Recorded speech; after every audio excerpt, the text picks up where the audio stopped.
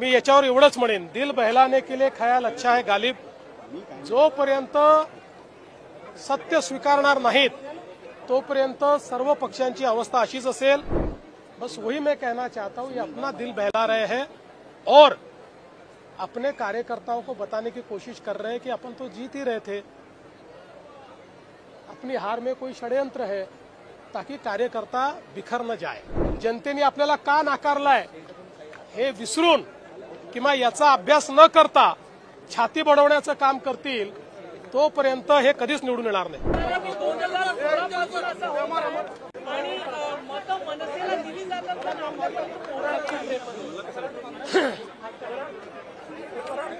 असं आहे की गालिबने एकदा म्हटलं होतं की दिल बहलाने के लिए ख्याल अच्छा है गालिब. मी याच्यावर एवढंच म्हणेन, दिल बहलाने के लिए ख्याल अच्छा है गालिब. जोपर्यंत सत्य स्वीकारणार नाहीत तोपर्यंत सर्व पक्षांची अवस्था अशीच असेल. पहिल्यांदा लक्षात यांनी घेतलं पाहिजे, मोदीजी जिंकल्यात 2014ला महाराष्ट्रातही काँग्रेसचं राज्य होतं, देशातही काँग्रेसचं राज्य होतं, 15 वर्षापासून होतं. त्यामुळे जोपर्यंत आपण का हारतो आहोत, जनतेने आपल्याला का नाकारलाय हे विसरून किंवा याचा अभ्यास न करता छाती बडवण्याचं काम करतील तोपर्यंत हे कधीच निवडून येणार नाही. लाडक्या बहिणीमध्ये 26 लाख लोकांनी गैरफायदा घेतलेला, अनेक म्हणजे मुंबई असो पुणे असो अनेक मोठ्या शहरांमध्ये याचा लाभ आहे. त्या संदर्भात आता आमची चौकशी चाललेली आहे. जे चुकीचा लाभ घेणारे लाभार्थी असतील त्यांचा लाभ बंद केला जाईल. राज ठाकरेंनी सुद्धा मतचोरीचं एकदा पुन्हा ऐसा है कि गालिब ने कहा था दिल बहलाने के लिए ख्याल अच्छा है गालिब. बस वही मैं कहना चाहता हूं, ये अपना दिल बहला रहे हैं और अपने कार्यकर्ताओं को बताने की कोशिश कर रहे हैं कि अपन तो जीत ही रहे थे. अपनी हार में कोई षड्यंत्र है ताकि कार्यकर्ता बिखर न जाए.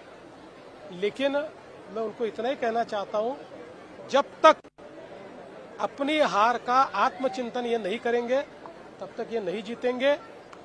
लोगों ने मोदी जी को चुनकर दिया है, लोगों ने हमको चुनकर दिया है.